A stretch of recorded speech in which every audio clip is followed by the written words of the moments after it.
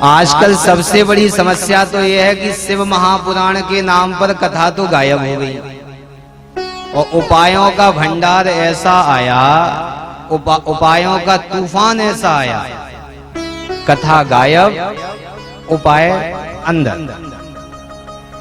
अब तो बस केवल शिव महापुराण की हम लोग ज्यादातर लोग कथा सुनते हैं और कथा सुनते ही बस इतना पता रहता है कि इस ग्रंथ में उपाय है। 108 अक्षत चढ़ा दो, चावल चढ़ा दो, भगवान शंकर प्रसन्न हो जाएंगे।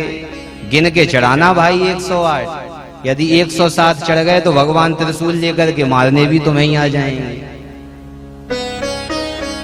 108 चढ़ाना पड़ेगा तब तो काम चलेगा। और सबसे बड़ी बात तो अक्षत तो छोड़ो, ऐसे ऐसे महाराज जी उपाय आए हैं। काली मिर्च चढ़ा दो, लाल मिर्च चढ़ा दो, गेहूं के दाने चढ़ा दो और दाल के कई प्रकार की दालें आजकल भगवान शंकर पे, कहीं हरी दाल लो, कहीं पीली दाल लो, कहीं काली दाल लो। भगवान शंकर भी कहते होंगे वाह भाई वाह, हमारे पास सारे रंग बिरंगी वैरायटी आ रही है। बस रह गई है कमी तो आलू की, धनिया की और मिर्ची की। आलू और चढ़ने लगे, धनिया और चढ़ने लगे, मिर्ची और चढ़ने लगे तो महादेव हम तो आपको सब चढ़ा दिए, अब आलू की सब्जी बनाओ और बढ़िया प्रेम से पाओ। ऐसी ऐसी हम लोगों ने मानसिकता बना ली है। कई लोग तो बस यही पूछते हैं महाराज जी कुछ उपाय बता दो, ले दे करके सबकी कहानी एक ही पे आकर के अटकती है, कुछ उपाय बता दो। तो कहने का अभिप्राय हमारा ये है कि शिव महापुराण कोई टोटका का ग्रंथ नहीं है। इसमें एक भी इस प्रकार का टोटका नहीं है। पूरे शिव महापुराण की 24,000 श्लोकों में, 7 संहिताओं में यदि कोई एक इस प्रकार का उपाय बता दे तो मैं ही व्यासपीठ पर बैठना बंद कर दूंगा। कोई उपाय नहीं, कोई अरे भाई परमात्मा के चरणों में यदि तुम्हारा मन लग गया तो उपाय की क्या आवश्यकता। और सबसे बड़ी बात तो आज के समय में ये है कि जो काली मिर्ची कभी भगवान को चढ़ी नहीं, वो काली मिर्ची भगवान शंकर के शिवलिंग पर जा जाकर के लोग चढ़ा रहे हैं।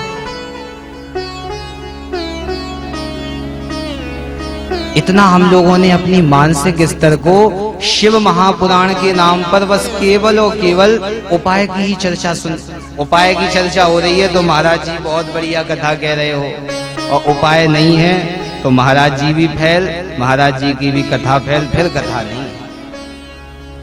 तो देखो भाई इस ग्रंथ में एक भी उपाय टोटका नहीं है।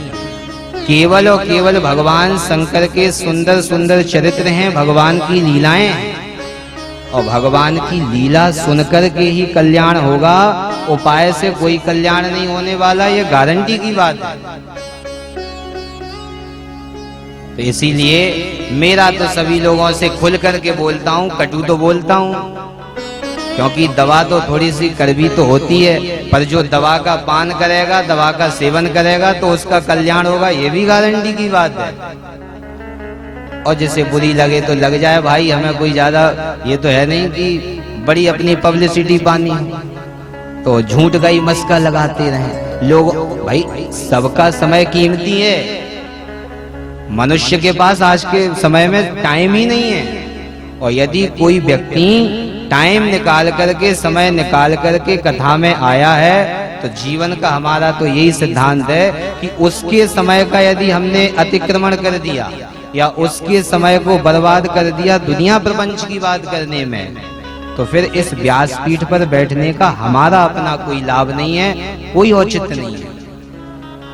इसीलिए इस शिव महापुराण की कथा में किसी भी प्रकार का कोई भी टोटका नहीं है।